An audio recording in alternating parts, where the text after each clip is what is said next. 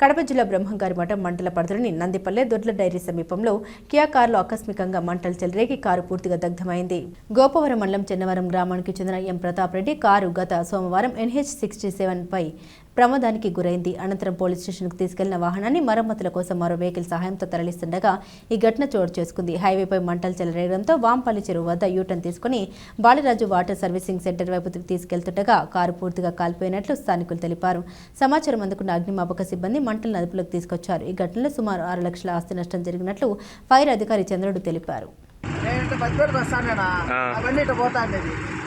పోతా ఉంటే మంట కనపచ్చింది. పొగలేస్తా దూరం ఏమి పొగలేస్తానని చూసి మంటలు వేస్తాను. మంటలు వేతలకి అప్పుడు చూసి ఆడ వాంపల్లి చెరువు కాడ కొంచెం యువతల సైడ్ ఆపుకొని తిప్పుకొని మళ్ళీ వచ్చింది. ఎన్ని గంటల సమయంలో ఇది? 11:30-12 ఆ మధ్యలో నాకు ఆడ కనపచ్చింది. ఫస్ట్ వాంపల్లి చెరువు కాడ కొంచెం యువతల ఆడ మాడుకోపోలే కదా యూటర్లో ఆడ ఆపేసి ఆడగుని మొత్తం అంతా ఎక్కి కాలిపోయి మీరేం పని చేస్తా ఉంటారు కదా? నేను డ్రైవరేనా?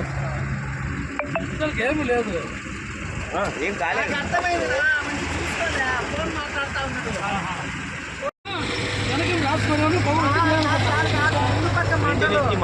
ఇంజన్లోంచి మంటలు గాలికి ఎక్కువ అయిపోయింది. వీడియో తీసిందే సరిపోతుంది.